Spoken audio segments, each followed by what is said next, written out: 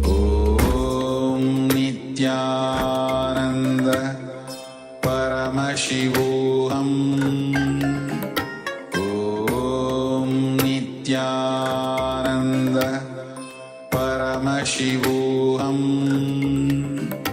Om Nityananda Paramashivoham. Om Nityananda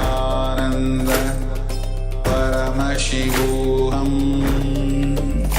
Om Nityananda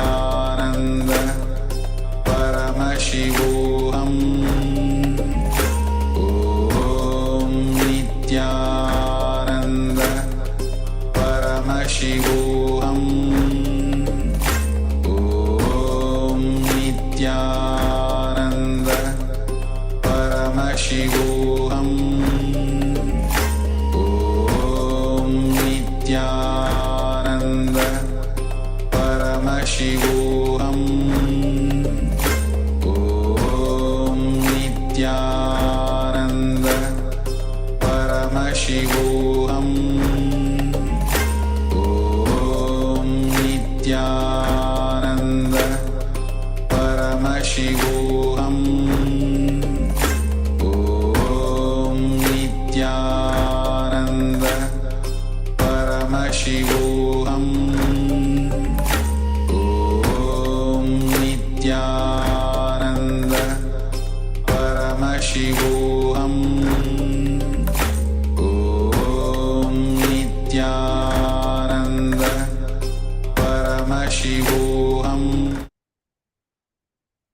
Yes, Nityanandam. We're completing for today. Let us now get ready to enter into the internalization exercise of this session.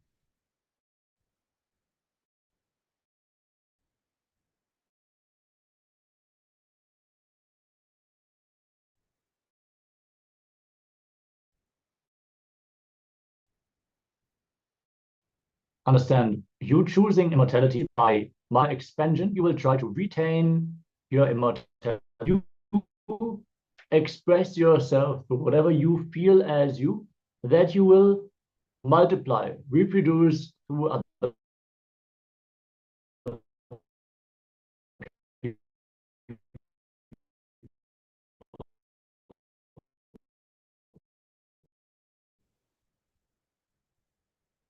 This feeling stuck, losing time, and that you constantly remember the expansion is your immortality of the important content of consciousness.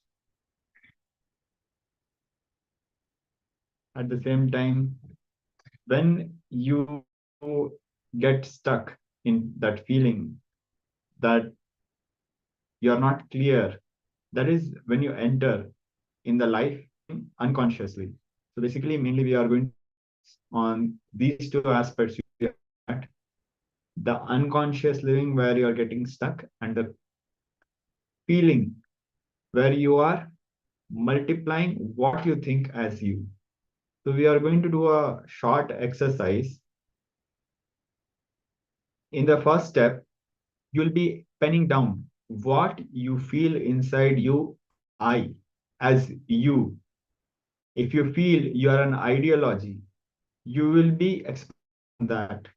If you feel you're a doctor, you will be multiplying and making more doctors. If you feel you are an engineer, you will multiply engineers.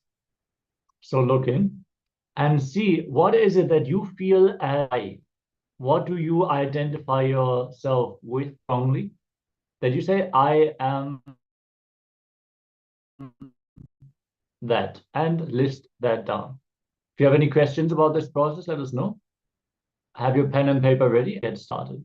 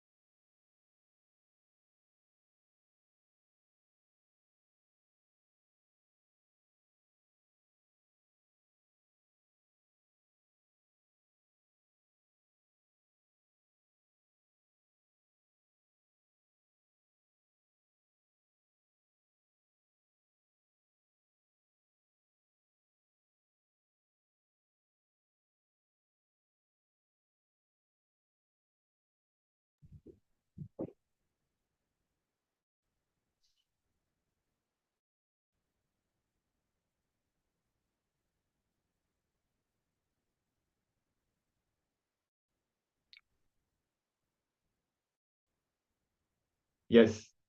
So now we are going to the next step.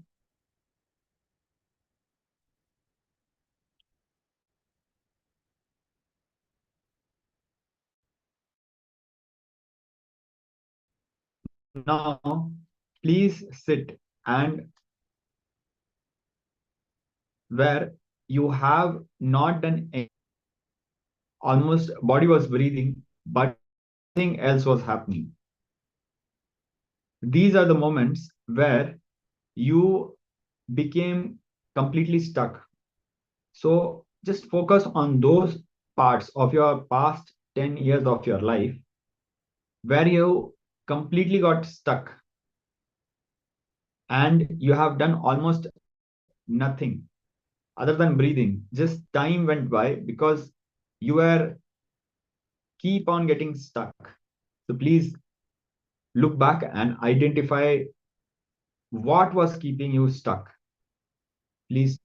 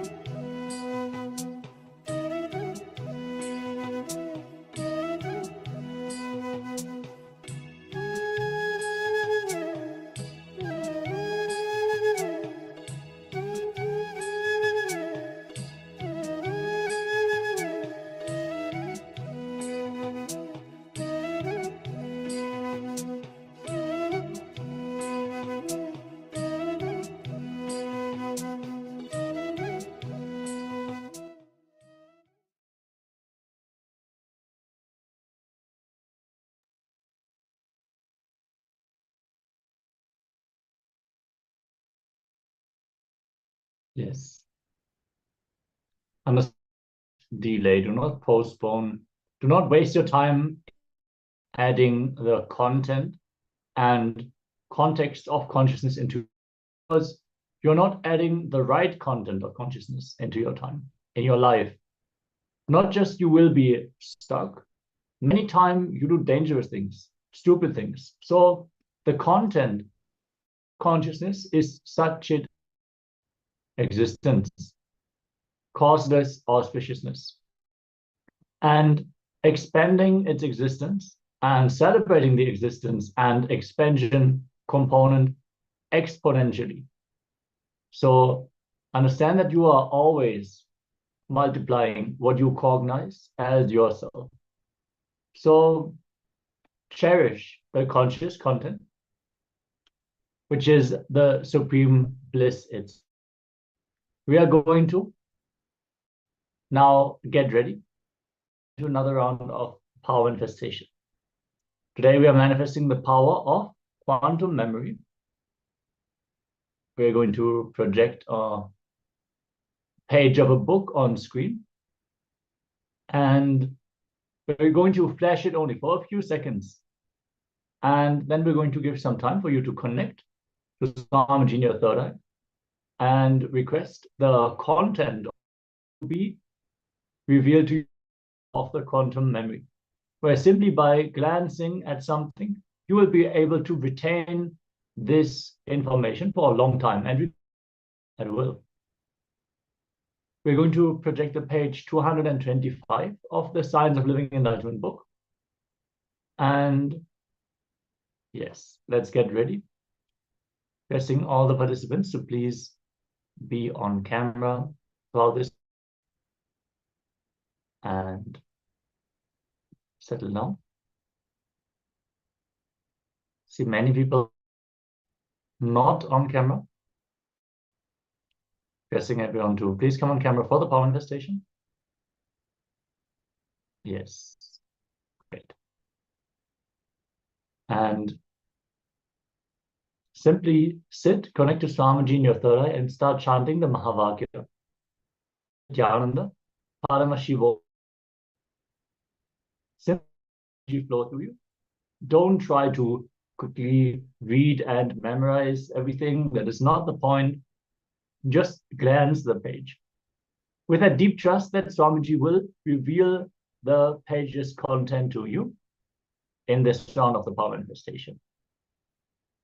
You don't have to study hard. You actively engrave all the information into your to recollect it. You have access to a vast information for your third eye. So let's utilize this power today. Requesting everyone to sit straight with the head, neck, and spine in a straight line. Chant the Mahavakya. And let us enter into this round of the power manifestation.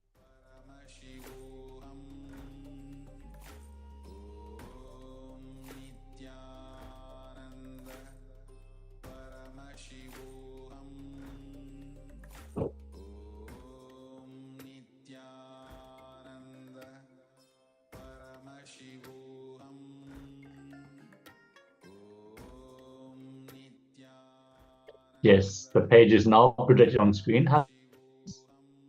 And then we are going to enter into the power. So,